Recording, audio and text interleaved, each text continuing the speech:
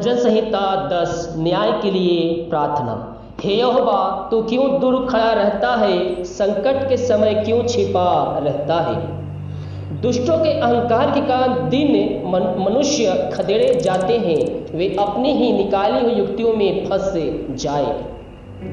क्योंकि दुष्ट अपनी अभिलाषा पर घमंड करता है और लोभी परमेश्वर को त्याग देता है और उसका तिरस्कार करता है।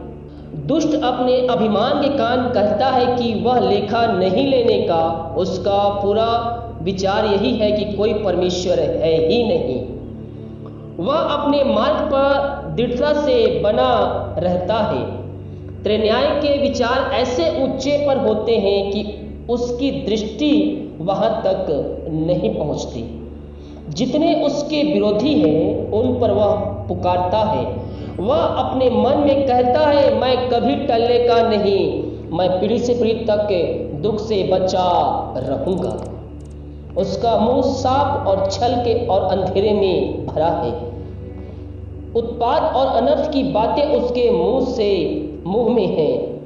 वह गांवों में घात लगाकर बैठा करता है और गुप्त स्थानों में निर्दोष को घात करता है। उसकी आंखें लाचार की घात में लगी रहती है। जैसा सिंह अपने झाड़ी में, वैसा ही वह भी छिप कर घात में बैठा रहता है। वह दिन को पकड़ने के लिए घात लगाए रहता है। वह दिन को अपनी जाल में फंसाकर घसीट लाता है, तब उसको पकड़ लेता है। वह झुक जाता है, वह दबुक कर बैठा रहता है। वह लाचार लोगों को उसके महाबली हाथों से पकड़े जाते हैं। वह अपने मन में सोचता है, ईश्वर भूल गया। वह अपना मुंह छिपाता है, वह कभी नहीं देखेगा। उठ हे यहोवा, हे ईश्वर, अपना हाथ उठा और दिनों को ना भूल। परमेश्वर को दुष्ट क्यों तुच्छ जानता है और अपने मन में कहता है, तू लेखा ना लेगा। तूने दिखा लिया है क्योंकि तू उत्पात और उत्पन्न पर दृष्टि रखता है, ताकि पलटा अपने हाथ में रखे। लाचार अपने को तेरे हाथों में सौंपता है, अनाथों का तू ही सहायक रहा है। दुष्ट की भुजा को तोड़ डाला और दुर्जन की दुष्टता को तुड़ कर निकाल कर, जब तक कि सब उसमें दूर ना हो जाए। यहोवा अनंत काल के लिए महाराजा है। उसके देश में जाति जाति के लोग नष्ट हो गए। हे यहोवा, तूने नम्र लोगों की अभिलाषा सुनी है। तू उनका मन तैयार करेगा। तू कान लगाकर सुनेगा कि अनाथ और पिसे हुओं का न्याय करे, ताकि मनुष्य को मिट्टी से बना है और फिर भय दिखाने ना आए।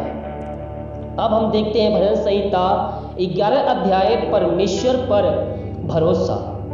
मेरा भरोसा परमेश्वर पर है। तुम कैसे मेरे प्राण से कह सकते हो कि पक्षियों के समान अपने पहाड़ पर उड़ जा?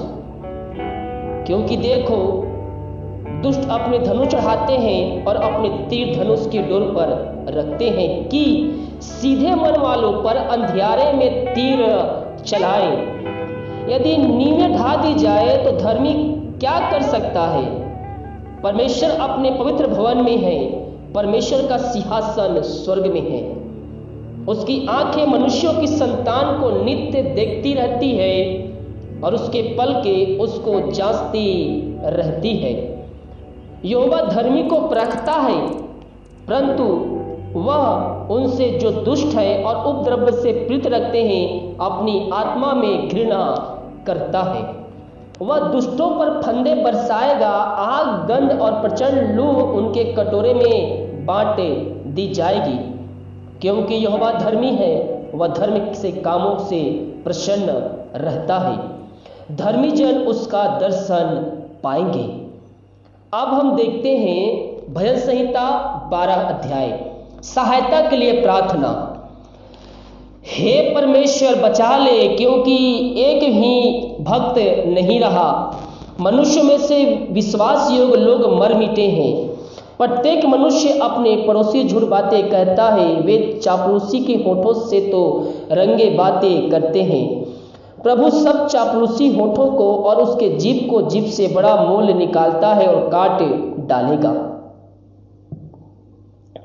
वे कहते हैं हम अपनी जीभ से ही जीतेंगे, हमारा ओठ हमारे ही वश में है, हमारा प्रभु कौन है। दीन लोगों के लूट जाने और दरिद्र के कहराने के कारण परमेश्वर कहता है अब मैं उठूंगा, जिस पर वे पुकारते हैं उससे मैं चैन विश्राम दूंगा। परमेश्वर का वचन पवित्र है, उस चांदी के समान जो भट्ठी में मिट्टी पर ताई गई और 7 बार निर्मल की गई हो। तू ही हे परमेश्वर उनकी रक्षा करेगा, उनको इस काल के लोगों से सदा के लिए बचाए रखेगा। जब मनुष्यों में नीचपन का आदर होता है तब दुष्ट लोग चारों ओर अकड़े फिरते हैं। हालेलुया। प्रभु इन वचनों को जरा हम सबको आशीष प्रदान करें। हम देखेंगे कल भजन संहिता 13, 14 और 15 अध्याय को। इन वचनों को सभी जगह शेयर कीजिए। अगर आप हमारे चैनल पे नए हैं तो चैनल को सब्सक्राइब कीजिए, ताकि आपको आने वाले दिनों में प्रार्थना, वचन और भविष्यवाणी, प्रार्थना ये सब आपको मिल सके। God bless you.